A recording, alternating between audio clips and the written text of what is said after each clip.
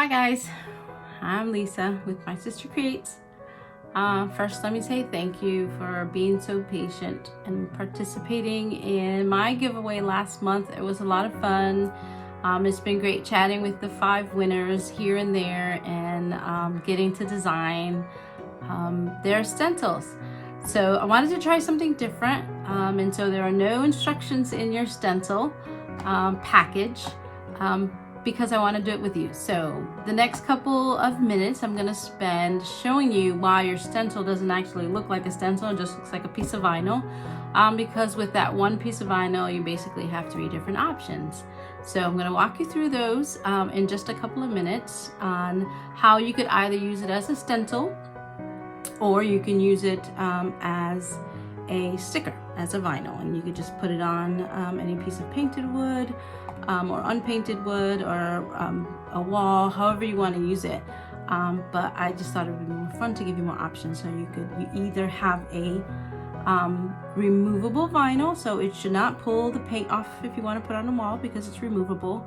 But that being said, you can't put it on something that's going to be outside because it's not going to withstand water or the elements because it's removable. But it's removable because you could also use it as a stencil, and if I was to use the permanent vinyl on a stencil, it would pull the paint off if you have a layer of paint under. So that's kind of in summary why when you open your package it looks like a piece of vinyl and not necessarily your typical stencil. So I'm going to take my face off of the video now. I'm going to put the video down on the board and I'm just going to walk you through how I go from vinyl to a finished product. Thanks again for participating and for hanging out with me and for being patient in getting your stencils. But I'm really excited for you to get your signs ready and to spruce up your favorite room. See you in a few minutes.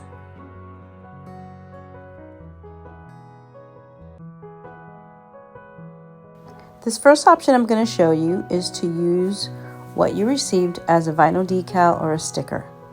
So what you're going to want to do is pull away the negative vinyl, this is called weeding, from your decal to reveal the actual decal.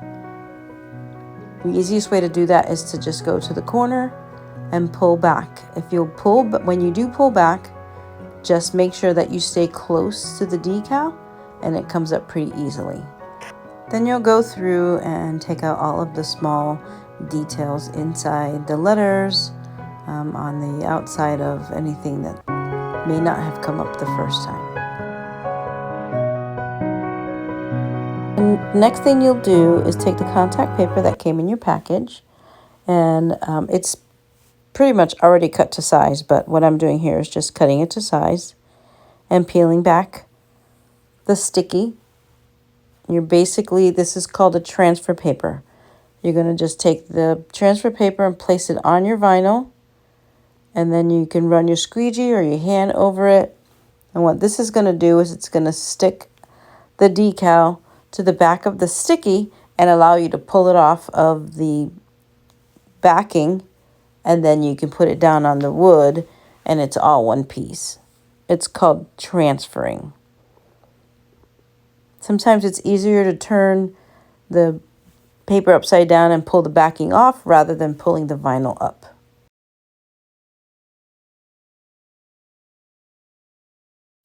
Now you're ready to transfer the vinyl onto your wood. You're simply going to lay it down and then press firmly with a squeegee.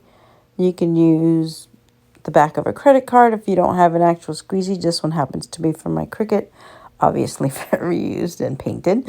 And then you'll pull the transfer paper off, leaving the decal on the wood.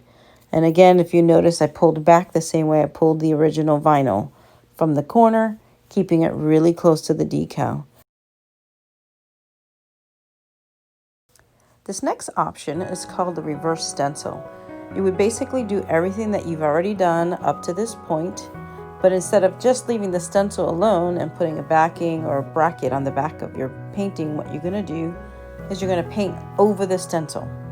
So choose your favorite paint of choice. This one happens to be the Decal Art Extreme Sheen.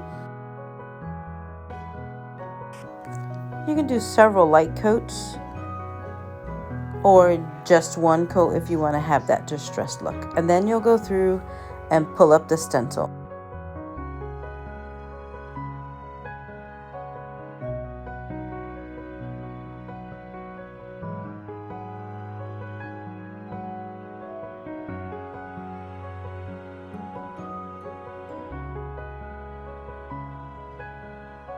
At this point, you can leave it like this, or you can sand the edges to give it that distressed look.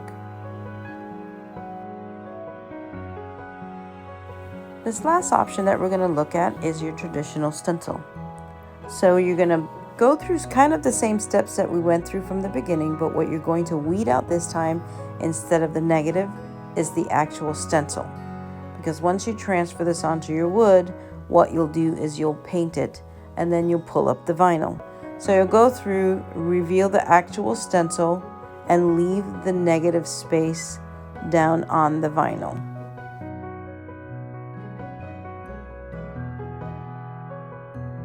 Once you're done with the weeding process, then you're going to put the transfer tape on it just like you would have the first time.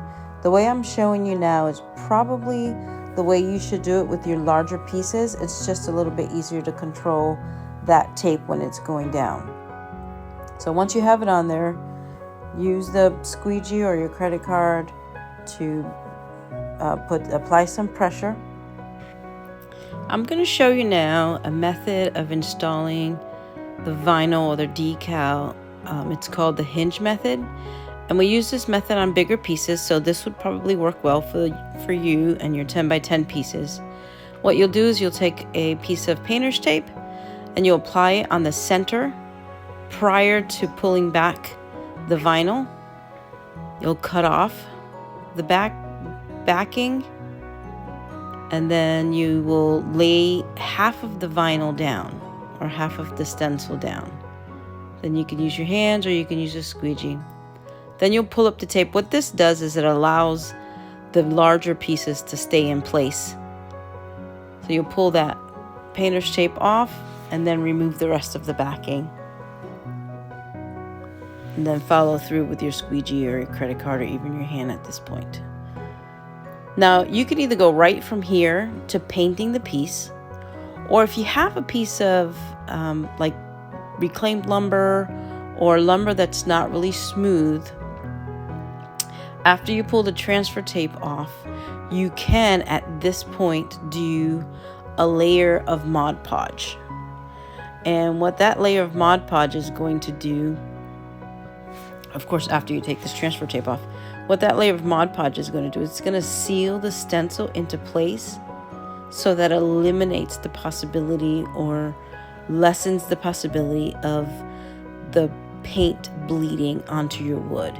If it's not a sanded piece of wood, which in this case, this is a pretty sanded piece of wood, but if it's not flat, then that Mod Podge helps with sealing the stencil in place for when you are ready to apply paint.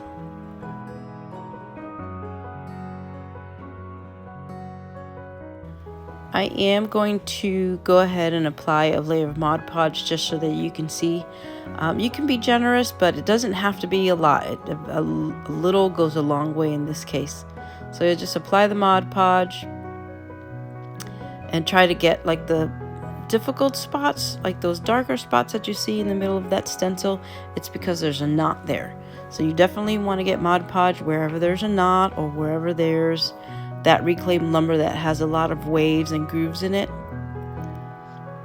And then you can wait for the Mod Podge to dry, or you can go ahead and pull out your blow dryer. I'm a little impatient, so I go ahead and pull out my blow dryer most times. And just a quick blow dry. Mod Podge does not take too long to dry, and it doesn't have to be completely dry. You don't have to wait overnight or anything like that. 15-20 minutes should be plenty. And then the last step is to get your favorite paint out again and do a light coat or several light coats depending on what you want your sign to look like. And then you'll wait for that to dry just a little bit. It does not have to be completely dry before you start removing the stencil, but it can be. I like to remove the stencil right away, just because that's my preference. And I also like to make my signs look a little bit distressed. So that's what I'm doing here. I'm kind of pulling some of that paint off and making it pretty dry. Acrylic paint doesn't take long. Then you'll pull back the vinyl, and that's it. Add your brackets and you have your sign. I really hope that you've enjoyed these videos and that you've learned something. But most importantly, I hope that you're encouraged to continue to be creative and spruce up a room. Please jump on my Instagram page or my Facebook page. Give me some feedback. Let me know what you thought of this whole process. Thank you again for participating in the giveaway. I had so much fun designing, even though it took a little time to get them back out to you guys. But this really has been a great learning experience for me, and I hope that you got the same thing out of it. Until the next time, be blessed and know that you were created to create and in His image.